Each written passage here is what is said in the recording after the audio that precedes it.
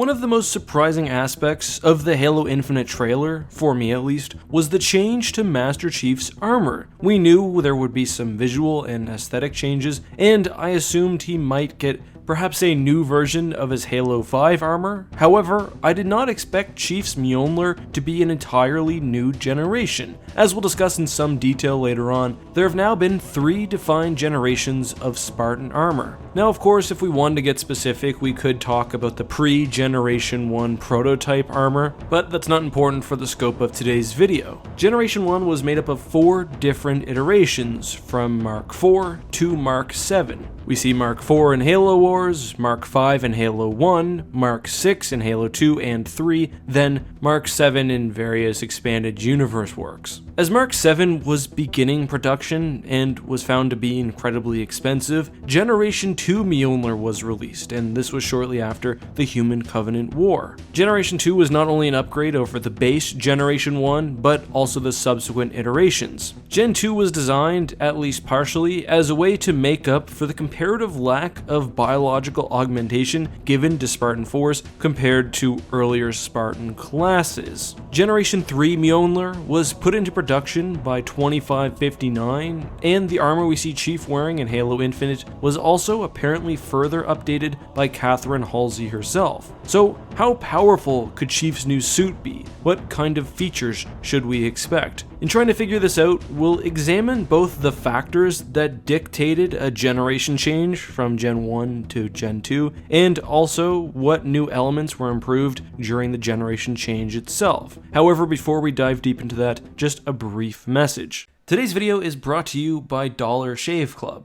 and I know this may be a surprise to some of you, but I'm not actually a dog wearing an Imperial officer's hat. I am a person, probably like most of you, and thus the perfect candidate for Dollar Shave Club. Despite its name, Dollar Shave Club sells a variety of grooming products all in one box. I'm talking things for the shower like shampoo and body wash, oral care products like toothpaste, hair products, skin products, and, of course, everything you need to shave. Some of you commented on the picture I posted in the last video where it looked like I had a pretty serious mustache started. Well, that was just a couple of days old, so obviously if I want to look not scruffy, I have to shave quite a bit. Recently, while in LA for EA Play, I took my entire Dollar Shave Club product line, and it was beyond convenient. What's more you buy, the more you save. They call that the handsome discount, and they ship their product straight to your house. I was sent their shave, shower, and oral starter kit, each which are only $5 individually, and would highly recommend each of them, especially the shave starter set, which comes with the executive razor, and products tailored for before, during, and after your shave. Join the club with the regular starter set for just $5, and after that, each restock box ships with regular sized products at a regular price. You can get this exclusive deal at dollarshaveclub.com/Eckhart'sLadder. Anyway, back to the content.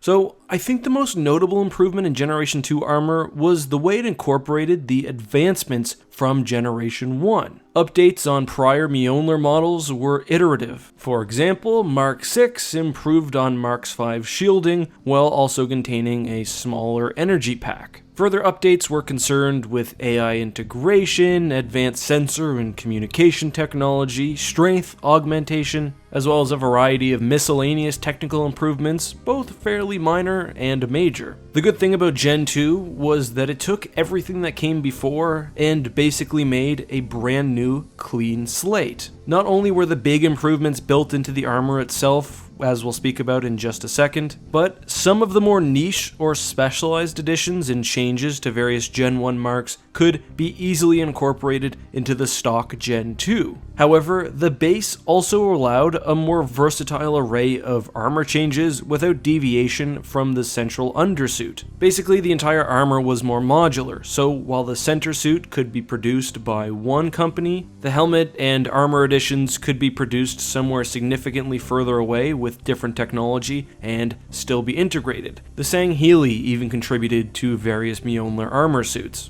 So the point I'm trying to get here is Gen 2 offered a new base, which simultaneously allowed more uniformity and specialization, and I think this was clearly important as the UNSC launched the Spartan 4 generation, which was far larger than the ones that came before. But let's talk about the base stat changes, and these are pretty significant. Generation 2 armor was less heavy than Gen 1, and most importantly, did not require users to be fully physically augmented to use the suit to its full potential, whereas Gen 1 could seriously injure non-Spartan candidates. However, not only were the requirements less strenuous, but the armor was also better at multiplying strength and speed. Frankie from 343 has even confirmed that a Spartan 4 in Gen 2 armor could compete very closely with a Spartan 2 in Gen 1. That's just the degree of difference here, and I think that speaks to the quality of the technology at play. It's also very likely that Gen 2 began to incorporate reverse-engineered Forerunner and Covenant technology, especially as humanity was already seeing major advancements with energy shielding on their large capital ships like the Infinity or the new Autumn class, and just generally the faction was militarized, but not under the threat, or at least pressure, of a Covenant invasion. Other features include the more common use of jetpacks and thrusters, as well as the more significant integration of non-smart AI. But let's move on now to Generation 3. We've talked about the transition from Generation 1 to 2. How should that inform our expectations for the next model? So the first thing I want to talk about is the iterative nature of Gen 1 Mjolnir compared to Gen 2, and that comes into play in two ways. First of all, because Generation 3 is not just seen as an add-on to Gen 2, it's my opinion that the differences between the two suits is likely fairly major. This distinction could be imagined by me, but because the base of Gen 2 wasn't receiving continual upgrades, like with the various marks of Gen 1, I think the differences could be more notable, just like Gen 1 Mark 7 would be a lot closer to Gen 2 armor than Gen 1 Mark 4. Speaking of Mark 7 armor, we also know from the Spartan Field Guide that Generation 3 began testing on a Mark 7 prototype, which again was sort of an in-between of Gen 1 and 2. Mark 7 focused on two strengths which I don't think were seen in later models, and that was advanced energy shielding and manipulated energy shielding and self-repairing nanomachines within the suit itself. Perhaps these aspects will be more prominent in Chief's new armor. However, that bit of lore from the Spartan Field Guide could just be ignored, or it could be that this version of Gen 3 was radically different from its early prototypes. Nonetheless, there is some concrete information that we do know. Most importantly, we see a screen which mentions AI intrusion countermeasures. This is obviously important, as Chief will be going up against, in some form, the Created, who we saw with Fred in Last Light are able to hack into Spartan armor. It's possible that more aspects of this armor will be mechanized rather than, say, digital, and that Chief will have more full, or will be forced to utilize more full control over his actions. That being said, the lack of a smart AI, presumably in this armor, will mean that Chief will not have the same incredibly advanced reaction speeds that he saw with Cortana. I would also expect this newest line of Mjolnir to pick and choose from the best aspects of the Generation 2 variants. Because there was so many suits of armor and so many Spartan 4s, there were a lot more test beds for experimental features. Any of these that proved to be incredibly effective, and yeah, I could be talking about armor abilities to some degree, might be incorporated into Gen 3. What's more, I do expect the expanded universe to talk about Gen 3's increased shielding, strength, speed, etc.,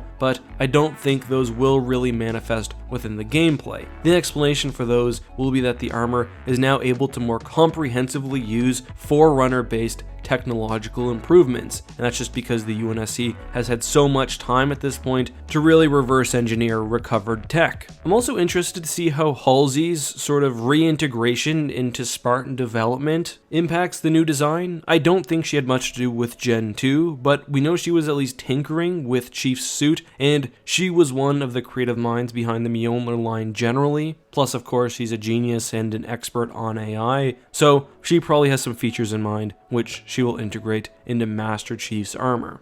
One final thing I'd like to mention, and this is total speculation, is that Chief's armor in Infinite seems to have a less defined undersuit when compared to a Gen 2 model. This may mean that all Gen 3s are more standardized, and that we've seen a return to prior models not only aesthetically but in terms of functionality. In other words, there's one or two supersuit variants that all Spartans use, maybe with some easier attachment compatibility, as with the prior base. Anyway, I've said the word gen and mark and Mjolnir and suit and armor a lot of times for today's video, but my point is, Chief is working with some insane technology by the time of Halo Infinite, at least if my predictions hold. However, that's just my opinion. What do you think? Am I overstating the difference between Gen 1 and 2 armor, or perhaps the difference between Gen 2 and Gen 3? Let me know all of that and more down in the comments. Also curious to hear how you think Mark 7 Gen 1 will play into the new Mjolnir, and what you'd expect later material to say about the strength of the new suit. Anyway, as always guys, this has been Eckhart's Ladder. Have a great day,